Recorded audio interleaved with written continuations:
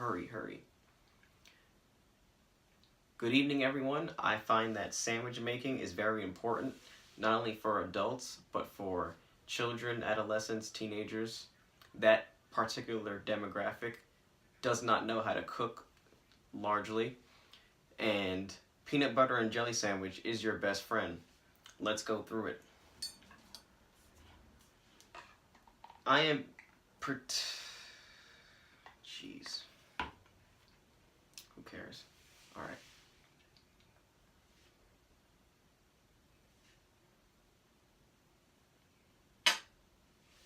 Good evening, everyone. Good evening, everyone. Good evening, everyone. I find that sandwich making is particularly important, not only for adults, but for children, adolescents, teenagers. That particular demographic largely does not know how to cook, so peanut butter and jelly can be your best friend. Let's get to it. For some reason, jelly always goes first for me. The reason being is that jelly inherently is less smooth than peanut butter, so it's harder to spread, actually. Except for the squeezable jelly, that doesn't come in Welch's or anything, but that usually is easier to spread just because it's less chunky, although peanut butter itself has some chunkiness to it. So obviously you just want to spread it smoothly. It's not really rocket science here. It's fairly simple. I'm mostly done with this.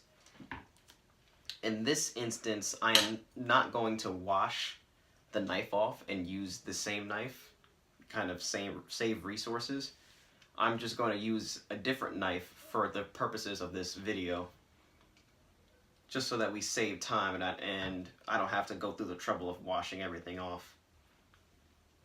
And it's just basically spreading.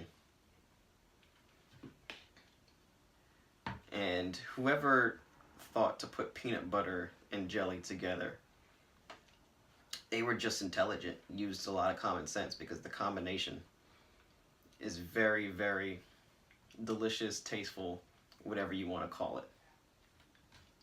The interesting part about this process, as I'm actually getting jelly in some of this Skippy here, and my parents are not going to be satisfied with that sad reality. Now I'm just putting one loaf of bread on top of the other. I always end up not washing off the knife before I cut it, just because it's a lazy habit. And I never really get why people cut it sideways, diagonally.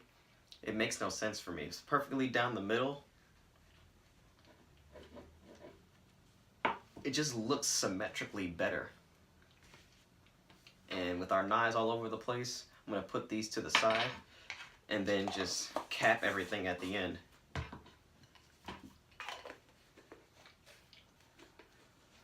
So this was fun, and this is really going to save me in adulthood, and it's going to save a lot of you too as well, because cooking requires some skill and some reading. This requires way less skill, and it's a lot more fun, and it's clearly quicker.